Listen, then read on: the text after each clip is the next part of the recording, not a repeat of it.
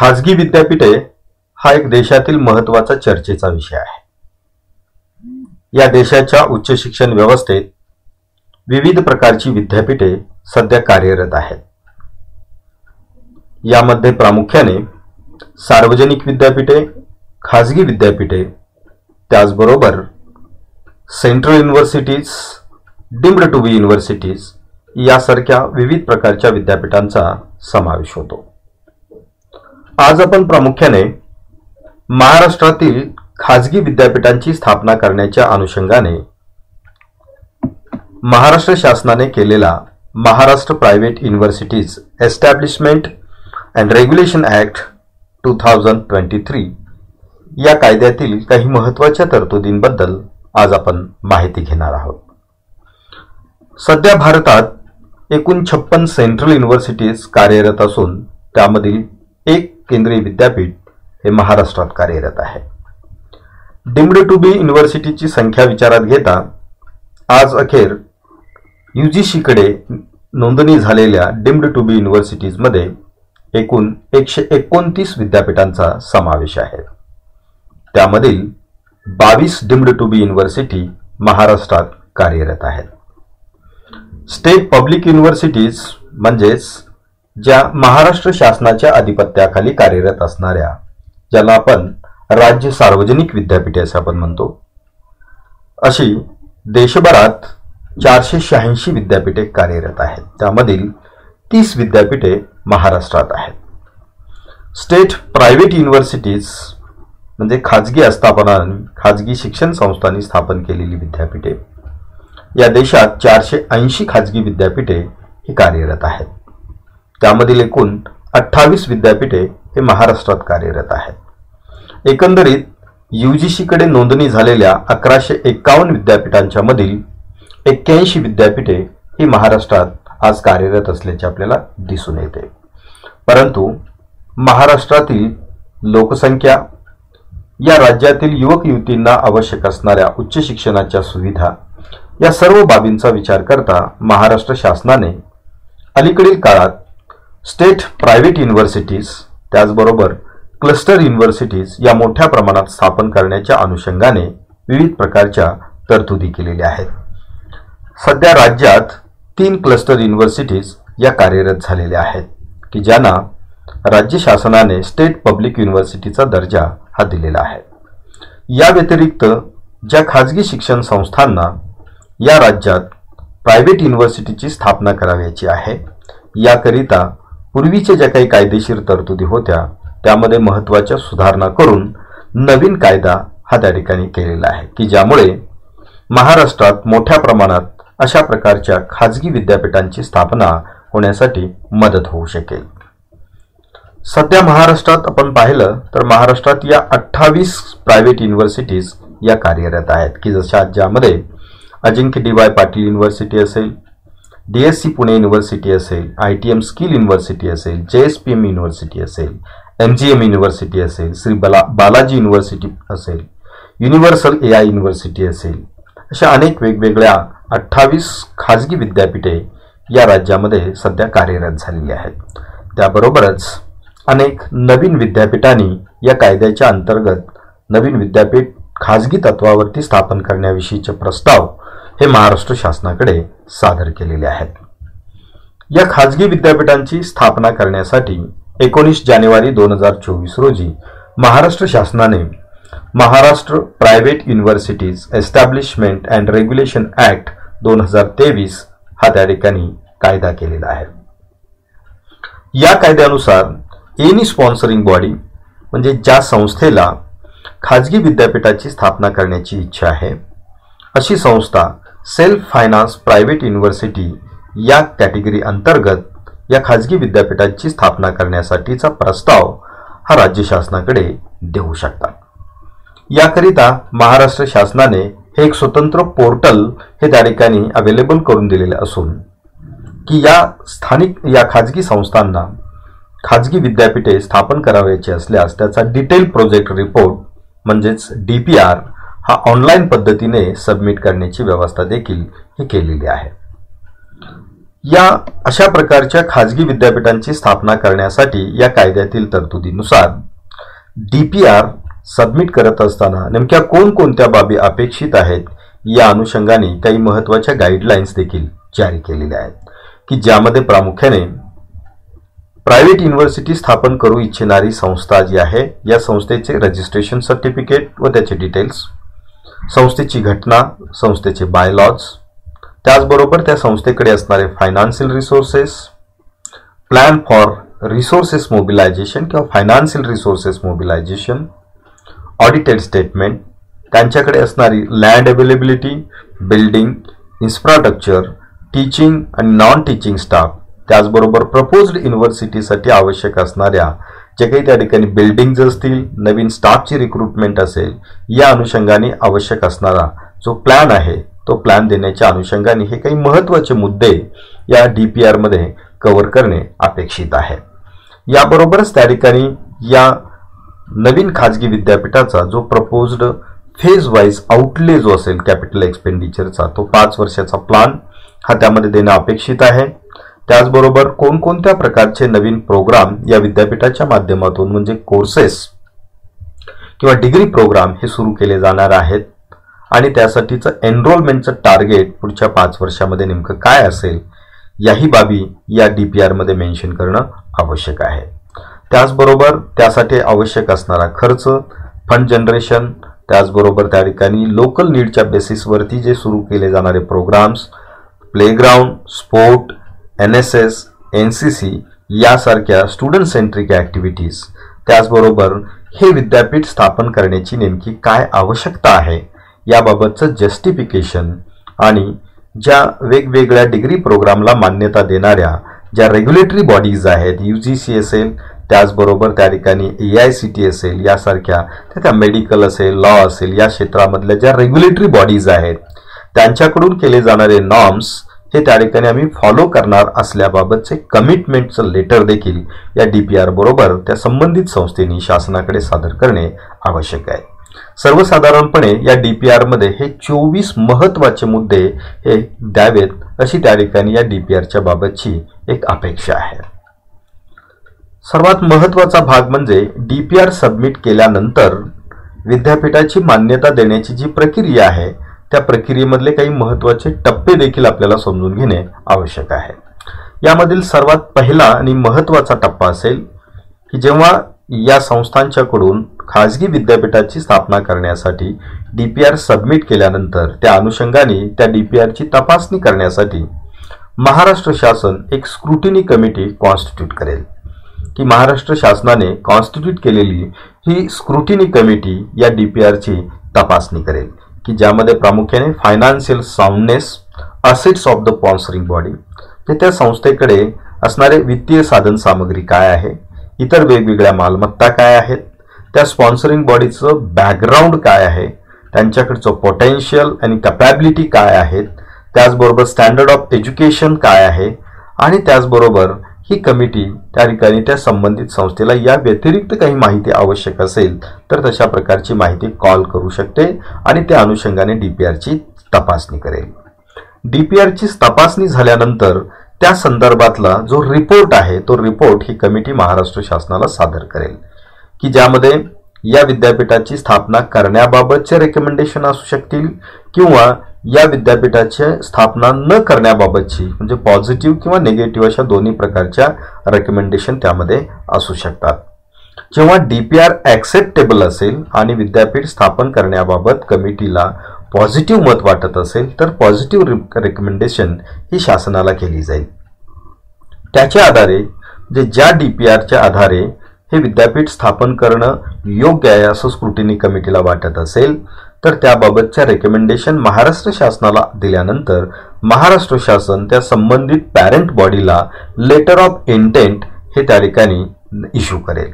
म्हणजेच आता तुम्ही हे विद्यापीठ स्थापन करण्याच्या अनुषंगाने प्रक्रिया सुरू करावी अशा प्रकारची त्या ठिकाणी सूचना असते, की ज्यामध्ये काही महत्त्वाचे कंप्लायन्सेस असतील, म्हणजे हे विद्यापीठ स्थापन करण्यासाठी ज्या काही प्री रिक्वायरमेंट आहेत त्या अनुषंगाने की त्या ठिकाणी काही गोष्टीची निर्मिती करणं किंवा त्या गोष्टी क्रिएट करण्याबाबत हे लेटर ऑफ इंटेंट असते. लेटर ऑफ इंटेंट म्हणजेच थोडक्यात हे एक इन प्रिन्सिपल लायसन आहे असं म्हटलं तरी वावगं ठरणार नाही.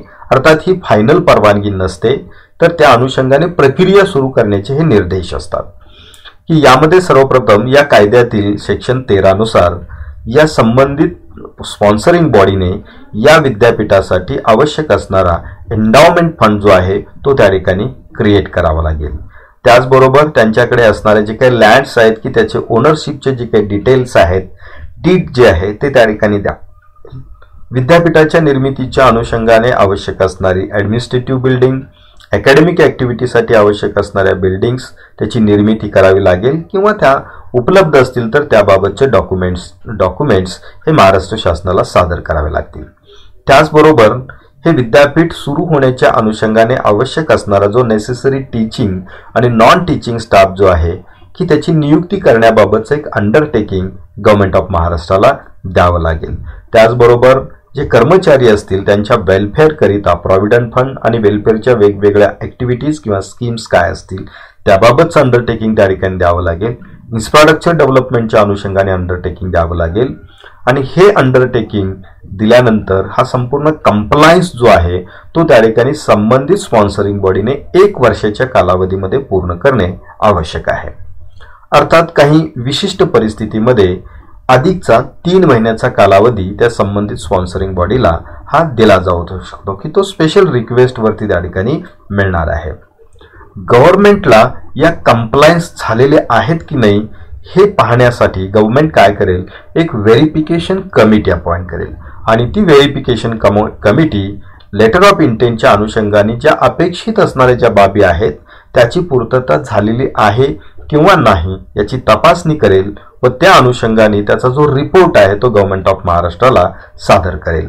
आणि खऱ्या अर्थाने हा रिपोर्ट पॉझिटिव्हली सबमिट झाल्यानंतर विद्यापीठ स्थापन होण्याची जी काही पुढची प्रक्रिया आहे ही प्रक्रिया त्या ठिकाणी सुरू होणार आहे. अर्थात या सर्व कंप्लायन्सेस झालेले असतील आणि सर्व टर्म्स अँड कंडिशन फुलफिल झालेले असतील तर हे प्रपोजल कॅबिनेट समोर मान्यतेसाठी त्या ठिकाणी सादर केलं जाईल. कॅबिनेटची मान्यता मिळाल्यानंतर त्याचं जे बिल आहे कायद्यामध्ये रूपांतर करण्यासाठी की ही सेल्फ फायनान्स प्रायव्हेट युनिव्हर्सिटी स्थापन करण्याच्या अनुषंगाने महाराष्ट्राच्या दोन्ही हाऊस समोर असेंब्ली समोर हे त्या ठिकाणी प्रपोजल हे जे बिल आहे ते मांडलं जाईल. याला फायनल अप्रुव्हल मिळाल्यानंतर हे विद्यापीठ स्थापन करण्याच्या अनुषंगाने अधिसूचना ही जारी केली जाईल. आणि जेव्हा या विद्यापीठाच्या स्थापनेबाबतची अधिसूचना म्हणजे गॅझेट हे पब्लिश केलं जाईल तेव्हापासून खऱ्या अर्थाने या विद्यापीठाची स्थापना होण्याची प्रक्रिया ही त्या ठिकाणी अधिक कार्यान्वित होत असते. याकरिता की त्या ठिकाणी या विद्यापीठाचा समावेश पार्ट 2 ऑफ द शेड्यूल या कायद्यातील शेड्यूल 2 जे आहे की त्यामध्ये त्याचा नावाचा समावेश करण्याची प्रक्रिया देखील राज्य शासनाच्या स्तरावरती ही त्या ठिकाणी केली जाणार असते. म्हणजेच DPR सबमिट झाल्यापासून ते विद्यापीठ स्थापनेची अधिसूचना डिक्लेअर होईपर्यंतच्या कालावधीपर्यंत या सर्व गोष्टी या सगळा प्रोसेस फ्लो जो आहे तो त्या ठिकाणी याच्यामध्ये असणार आहे. जे आता या ठिकाणी जेव्हा नोटिफिकेशन निघेल तेव्हा हे खऱ्या अर्थानं कायदेशीरदृष्ट्या विद्यापीठ स्थापन झालं असं त्या ठिकाणी म्हणता येऊ शकतं. तर या कायद्याने विद्यापीठाची स्थापना झाली तर हे विद्यापीठाचा नेमका स्टेटस काय असेल, त्याचबरोबर त्याच्यामध्ये काय नेमकी वैशिष्ट्य असतील, काय बाबींचा समावेश असेल, याही गोष्टी बऱ्याच वेळेला त्या ठिकाणी एक महत्त्वाचा विषय असतो. हे जे विद्यापीठ असेल ते प्युअरली सेल्फ फायनान्स विद्यापीठ असेल, स्वयं अर्थसहाय्यित विद्यापीठ असेल. हे विद्यापीठ नॉन ॲफिलेटिंग युनिटरी युनिव्हर्सिटी असेल. म्हणजेच स्थापन झाल्यानंतर हे विद्यापीठ इतर कोणत्याही महाविद्यालयाला किंवा इन्स्टिट्यूशनला आपल्याबरोबर ॲफिलेट करून घेऊ शकणार नाही. मात्र हे विद्यापीठ आपले स्वतःचे कॅम्पसेस ओपन करू शकते. मात्र इतर कॉलेजेस किंवा हायर एज्युकेशनल इन्स्टिट्यूटला ॲफिलिएशन देण्याचं काम या विद्यापीठाला करता येणार. जसं की त्या ठिकाणी स्टेट पब्लिक युनिव्हर्सिटीज जे आहेत या स्टेट पब्लिक युनिव्हर्सिटीज अनेक नवनवीन कॉलेजेस आणि इन्स्टिट्यूशनला आपलं ॲफिलिएशन देतात आणि आपले डिग्री प्रोग्राम त्यांच्याकडे राबवण्यासाठी त्यांना परवानगी देत असतात. मात्र या प्रायव्हेट युनिव्हर्सिटीच्या अंतर्गत अशी ॲफिलिएशनची सिस्टम त्या ठिकाणी असणार नाही. त्याचबरोबर या विद्यापीठाला शासनाकडून कोणत्याही प्रकारचा फायनान्शियल असिस्टंट मिळणार नाही किंवा ग्रँटिंग एड त्या ठिकाणी मिळणार नाही. त्याचबरोबर स्कॉलरशिप किंवा विद्यार्थ्यांनी भरलेल्या फीची रिएम्बर्समेंटची जी स्कीम आहे ती स्कीम या विद्यापीठाला त्या ठिकाणी लागू असणार नाही. मात्र ज्या पब्लिक स्टेट युनिव्हर्सिटी आहेत, सार्वजनिक विद्यापीठे आहेत की तिथे मात्र की त्यांना शासनाकडून फायनान्शियल असिस्टंट मिळतो, ग्रँटिंग एड मिळत असते, स्कॉलरशिप मिळत असतात विद्यार्थ्यांना, त्याचबरोबर रिएम्बर्समेंट ऑफ फीज देखील मिळत असते. या सगळ्या गोष्टी ज्या आहेत त्या अत्यंत महत्त्वाच्या आहेत.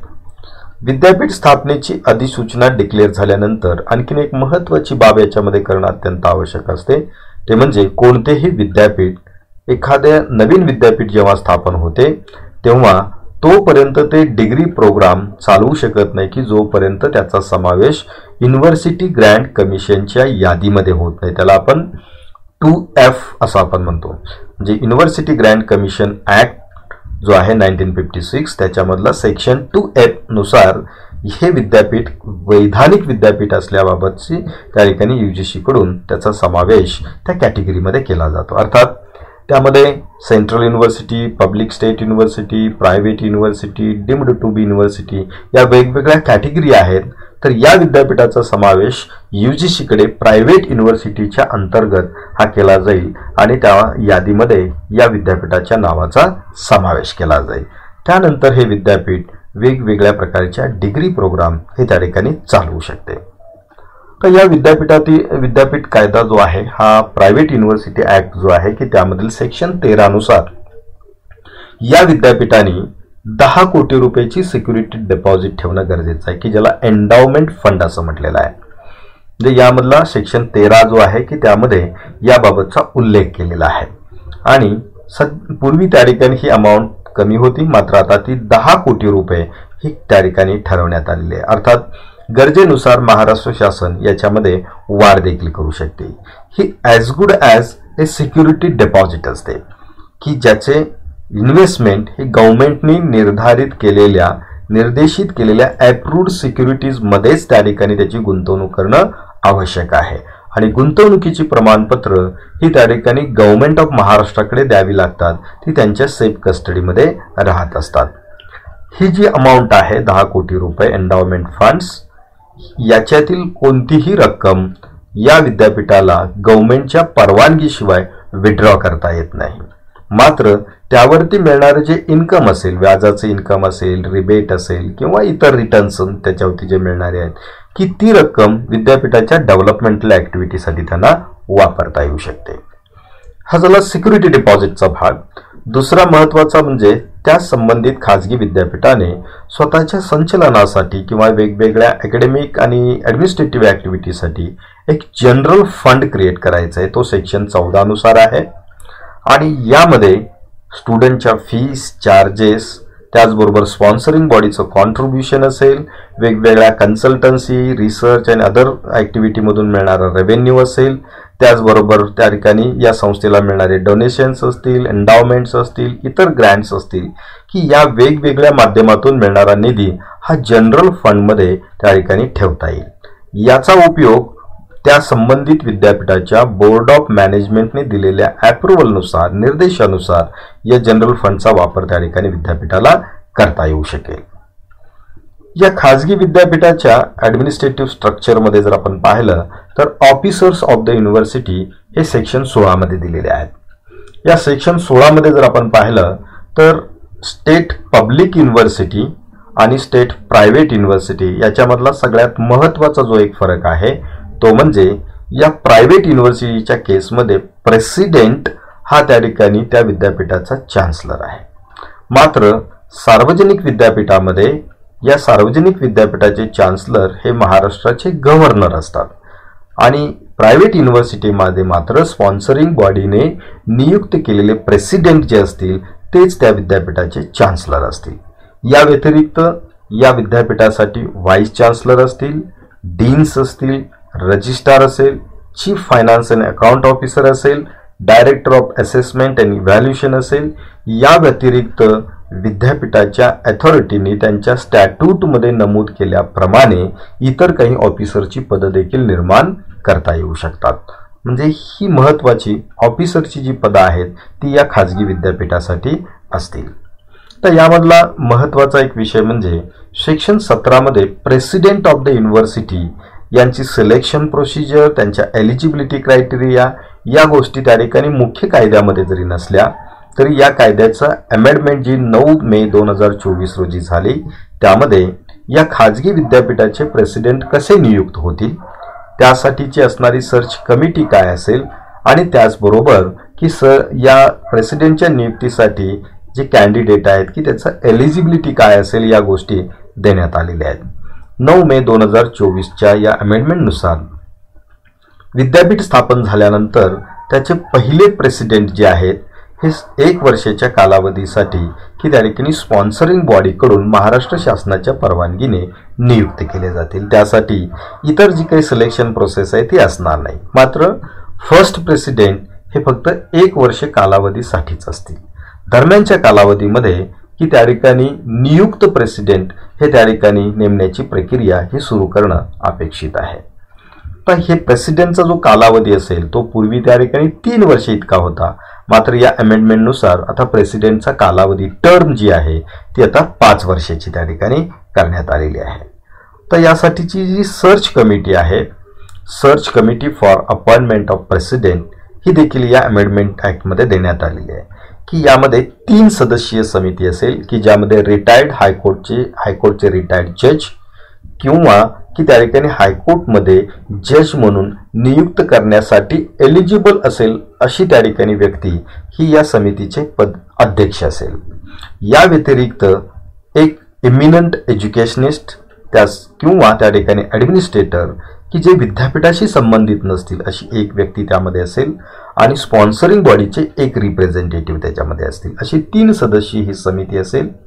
ही समिती की त्या ठिकाणी जे कॅन्डिडेट्स आहेत प्रेसिडेंट पदासाठी इच्छुक असलेले त्यांची इंटरव्ह्यू किंवा इंटरॅक्शन घेऊन त्यामधील 3 उमेदवार हे त्या ठिकाणी स्पॉन्सरिंग बॉडीला रेकमेंड करेल आणि त्यामधून एकाची नियुक्ती ही स्पॉन्सरिंग बॉडी ही महाराष्ट्र शासनाच्या परवानगीने अप्रुव्हलने त्यांची नियुक्ती करणार आहे. अर्थात याच्यामध्ये गव्हर्नमेंट ऑफ महाराष्ट्राचा फारसा हस्तक्षेप असणार नाही. ही कमिटी ज्या 3 लोकांची नावं रेकमेंड करेल त्याच्यातून एक नाव अंतिम करून स्पॉन्सरिंग बॉडी ही महाराष्ट्र शासनाला कळवेल आणि त्यांची पूर्व परवानगी घेऊन त्यांची 5 वर्षे कालावधीसाठी नियुक्ती करेल. तर या प्रेसिडेंट पदासाठी असणारे एलिजिबिलिटी क्रायटेरिया जर आपण पाहिले तर त्या ठिकाणी त्यांचं किमान वय हे 35 इयर्स असावं. म्हणजे किमान त्यांचं वय हे 35 वर्ष असणं गरजेचं आहे. ते कोणत्याही विद्याशाखेतून पोस्ट ग्रॅज्युएट झालेले असणं अपेक्षित आहे. त्यांच्याकडे लीडरशिपचे स्किल्स पाहिजेत, त्याचबरोबर इन्स्टिट्यूशनल बिल्डिंगचे स्किल्स असायला पाहिजेत. विद्यापीठाला व्हिजन देण्याची कॅपॅबिलिटी त्यांच्याकडे असायला पाहिजे. या विद्यापीठाची further development world class educational इन्स्टिट्यूटच्या अनुषंगाने करण्याच्या अनुषंगाने त्यांच्याकडे कमिटमेंट पाहिजे. त्याचबरोबर industry, research, consultancy, social work, law, education, health और वेलफेअर ॲक्टिव्हिटी यामधला त्यांचा त्या ठिकाणी अनुभव असणं हे आवश्यक आहे. प्रेसिडेंट हे त्या ठिकाणी पगारी नोकर जरी नसले तरी त्यांच्यासाठीचा ऑनरेरियम किंवा त्यांना आवश्यक असणारे जी काही खर्चाची प्रतिपूर्ती आहे किंवा अलाउन्सेस आहेत हे ठरवण्याचे अधिकार त्या ठिकाणी स्पॉन्सरिंग बॉडीला आहेत. स्पॉन्सरिंग बॉडी ठरवेल त्याप्रमाणे प्रेसिडेंटला ऑनरेरियम किंवा त्यांना खर्चाची परिपूर्ती किंवा वेगवेगळ्या प्रकारचे अलाउन्सेस देखील देता येणं शक्य आहे. तर यानंतर सर्वात महत्त्वाचा भाग म्हणजे प्रेसिडेंटना नेमक्या कोणत्या पॉवर्स असतील. खाजगी विद्यापीठातील प्रेसिडेंटला हे चान्सलरचे सर्व पॉवर्स त्या ठिकाणी देण्यात आलेले आहेत, किंबहुना त्याहीपेक्षा अधिकच्या पॉवर्स याच्यामध्ये असलेले आपल्याला दिसून येतील. प्रेसिडेंट हे त्या ठिकाणी विद्यापीठाचे हेड आहेत. He is the head of the university. त्यांना त्या ठिकाणी विद्यापीठाच्या गव्हर्निंग बॉडीचे ते पदसिद्ध त्या ठिकाणी अध्यक्ष आहेत. त्याचबरोबर विद्यापीठाच्या कॉन्व्होकेशनला ते प्रिसाइड करू शकतात. विद्यापीठाच्या कोणत्याही ऑफिसरकडून किंवा अथॉरिटीकडून आवश्यक असणारी विद्यापीठाची इन्फॉर्मेशन ते कॉल करू शकतात. प्रेसिडेंटना या खाजगी विद्यापीठाचे व्हाईस चान्सलर, रजिस्ट्रार, त्याचबरोबर director of exam evaluation and examination, chief account officer यांच्या नियुक्तीचे अधिकार देखील या प्रायव्हेट युनिव्हर्सिटीमध्ये प्रेसिडेंटला आहेत. मात्र जर आपण सार्वजनिक विद्यापीठं पाहिली पब्लिक स्टेट युनिव्हर्सिटी पाहिल्या तर त्या ठिकाणी या नियुक्ती संदर्भातले अधिकार हे वेगळे आहेत.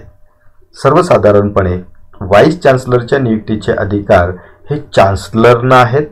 मात्र त्यांच्या अधिपत्याखाली कार्यरत असणारे रजिस्ट्रार, फायनान्स ऑफिसर, डायरेक्टर्स यांच्या नियुक्तीचे अधिकार हे व्हाईस चान्सलरना आहेत. मात्र खाजगी विद्यापीठामध्ये या सर्व अधिकाऱ्यांच्या नियुक्तीचे अधिकार हे प्रेसिडेंट म्हणजे चान्सलरना आहेत. हा एक महत्त्वाचा त्या ठिकाणी फरक जो आहे तो खाजगी विद्यापीठ आणि सार्वजनिक विद्यापीठामधला फरक आपल्याला समजून घ्यावा लागेल. सेक्शन 19 नुसार खाजगी विद्यापीठाच्या व्हाईस चान्सलरच्या बाबतीमधल्या प्रोव्हिजन्स केलेल्या आहेत. व्हाईस चान्सलरच्या एलिजिबिलिटी क्रायटेरिया हे UGCच्या नॉर्म्सनुसार असतील. त्यांच्या निवडीकरिता असणारी सर्च कम सिलेक्शन कमिटी ही देखील UGCच्या नॉर्म्सप्रमाणे असेल. त्याचबरोबर इथे सर्वात महत्त्वाचा बदल म्हणजे व्हाईस चान्सलरची टर्म ही 5 वर्षाची नाही तर त्या ठिकाणी ती 3 वर्षाची असेल. मात्र 3 वर्षे कंप्लीट केल्यानंतर नेक्स्ट 3 वर्षाच्या टर्मसाठी त्यांची रिअपॉइंटमेंट त्या ठिकाणी होऊ शकते. व्हाईस चान्सलर हे विद्यापीठाचे प्रिन्सिपल एक्झिक्युटिव्ह आणि अकॅडमिक ऑफिसर आहेत. त्यांच्या अधिपत्याखाली सर्व इतर अधिकारी त्या ठिकाणी काम करतील. त्याचबरोबर जेव्हा कॉन्व्होकेशन सेरेमनीसाठी प्रेसिडेंट हजर नसतील तेव्हा तो कॉन्व्होकेशन सेरेमनी हा त्या ठिकाणी प्रिसाइड करण्याचे अधिकार व्हाईस चान्सलरना आहेत. व्हाईस चान्सलरला या व्यतिरिक्त स्टॅट्यूट आणि विद्यापीठाच्या ऑर्डिनन्समध्ये जे जे अधिकार स्पेसिफाईड केले जातील ते अधिकार त्या ठिकाणी त्यांना प्राप्त होतील. यामध्ये आणखीन एक महत्त्वाची प्रोव्हिजन आहे की vice chancellor may be remove from his office by the president. जे प्रेसिडेंटला व्हाईस चान्सलरला काढून टाकण्याचे अधिकार देखील आहेत. मात्र त्यासाठीच्या अटी शर्ती या कायद्यामध्ये त्या ठिकाणी देण्यात आलेल्या आहेत. ते कायद्यानुसार काम करत नसतील किंवा विद्यापीठाच्या हिताला बाधा येणार असेल तर अशा अनेक वेगवेगळ्या गोष्टी त्याच्यामध्ये दिलेल्या आहेत. त्यानुसार ते त्यांना रिमूव्ह करू शकतात. म्हणजे ही देखील महत्त्वाची तरतूद या सेक्शन 19 मध्ये आहे. डीन ऑफ द फॅकल्टीज कोणते असायला पाहिजेत याबाबत कुठलीही स्पष्टता या कायद्यामध्ये नाही आहे. म्हणजेच या खाजगी विद्यापीठामध्ये स्टॅट्यूटनुसार कोणते डीन्स किंवा कोणत्या फॅकल्टीज करायच्या आणि त्यासाठी किती डीन अपॉइंट करायचे हे ते विद्यापीठ त्या ठिकाणी ठरवू शकते. आणि त्या ठिकाणी डीनची महत्त्वाची जबाबदारी असेल ती म्हणजे व्हाईस चान्सलर यांना या संपूर्ण कामकाजामध्ये मदत करणे. याबाबतच्या तरतुदी सेक्शन 21 मध्ये देण्यात आलेल्या आहेत. रजिस्ट्रार सेक्शन 22 नुसार रजिस्ट्रारची अपॉइंटमेंट आणि त्यांच्या कार्याबद्दलची त्या ठिकाणी तरतूद यामध्ये करण्यात आलेली आहे. Registrar shall be the appointed by the president म्हणजे इथेही त्या ठिकाणी प्रेसिडेंटकडूनच त्यांची नियुक्ती होणार आहे. ही chief administrative officer of the university. ते त्या ठिकाणी governing body, board of management, academic council याचे मेंबर सेक्रेटरी असतील. मात्र त्या ठिकाणी ते नॉन वोटिंग मेंबर असतील.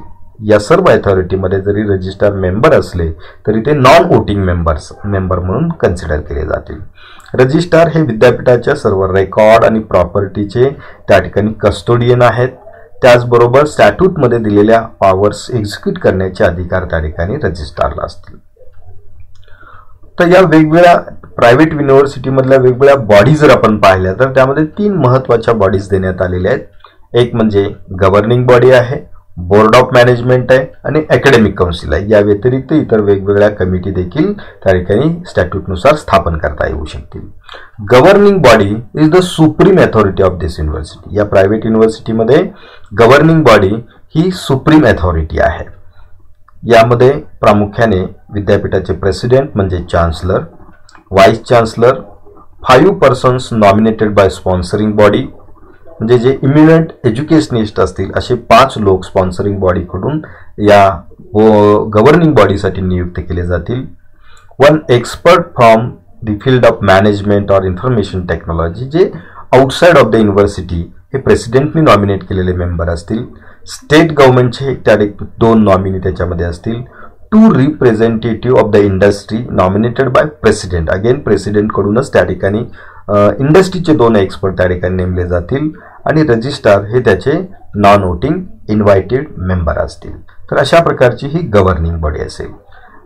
दुसरा महत्त्वाचा भाग म्हणजे सेक्शन 28 नुसार प्रायव्हेट युनिव्हर्सिटीसाठी बोर्ड ऑफ मॅनेजमेंट दिलेला आहे. व्हाईस चान्सलर हे बोर्ड ऑफ मॅनेजमेंटचे चेअरमॅन असतील. या व्यतिरिक्त गव्हर्निंग बॉडीचे 2 मेंबर्स त्याच्यामध्ये काम करतील की जे स्पॉन्सरिंग बॉडीकडून नॉमिनेट केले जातील. त्याचबरोबर dean of the faculty 2 dean हे बोर्ड ऑफ मॅनेजमेंटचे बाय रोटेशन त्या ठिकाणी बोर्ड ऑफ मॅनेजमेंटमध्ये व्हाईस चान्सलर यांच्याकडून नियुक्त केले जातील, नॉमिनेट केले जातील. या व्यतिरिक्त 3 persons who are not member of the governing body, जे गव्हर्निंग बॉडीमध्ये मेंबर नाहीत असे 3 सदस्य स्पॉन्सरिंग बॉडीकडून या बोर्ड ऑफ मॅनेजमेंटसाठी दिले जातील. त्याचबरोबर स्पॉन्सरिंग बॉडीकडूनच 3 त्या ठिकाणी टीचर्स देखील याच्यावरती नियुक्त केले जातील.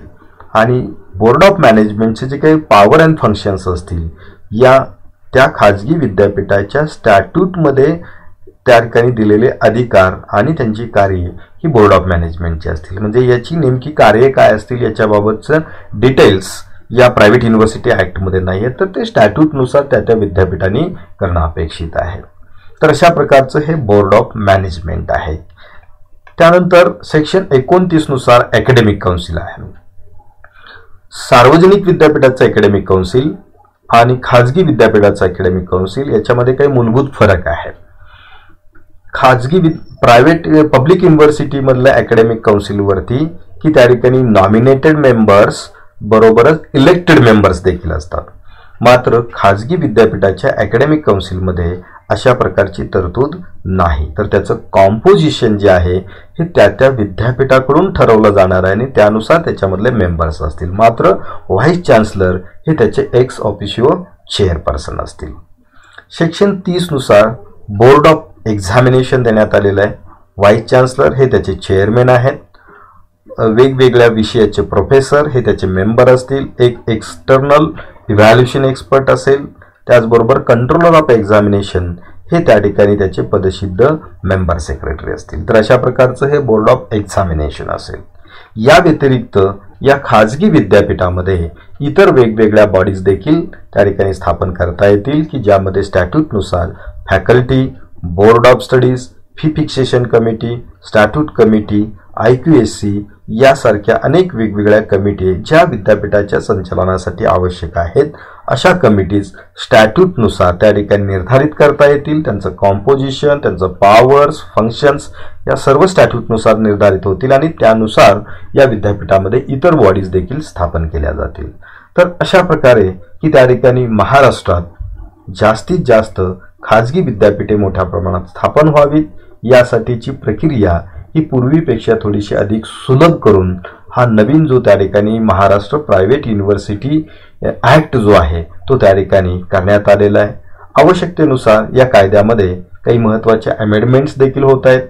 कारण हा मूळ कायदा करण्यात आला तेव्हा काही बाबी याच्यामध्ये ज्या राहून गेल्या त्या अनुषंगाने काही नवनवीन सुधारणा देखील या कायद्यामध्ये येत आहेत. आणि निश्चितपणे या कायद्याचा जो उपयोग आहे तो या राज्यामध्ये जास्तीत जास्त मोठ्या प्रमाणात अशा खाजगी विद्यापीठांची स्थापना करण्याच्या अनुषंगाने हा होत असताना दिसतो आहे. सध्या महाराष्ट्रात एकूण 28 खाजगी विद्यापीठे ही स्थापन झालेली आहेत आणि अनेक खाजगी संस्थांनी खाजगी विद्यापीठांची स्थापना करण्याच्या अनुषंगाने आपले जे प्रस्ताव आहेत ते प्रस्ताव गव्हर्नमेंट ऑफ महाराष्ट्राकडे दिलेले आहेत. त्या अनुषंगाने आवश्यक असणारी प्रक्रिया देखील सध्या सुरू असल्याचे आपल्याला दिसून येईल. तर अशा प्रकारची ही खाजगी विद्यापीठ कायदा आणि त्या अनुषंगाने आवश्यक असणाऱ्या काही महत्त्वाच्या ज्या तरतुदी आहेत की त्या तरतुदींची आज आपण यामध्ये माहिती घेतलेली आहे. धन्यवाद.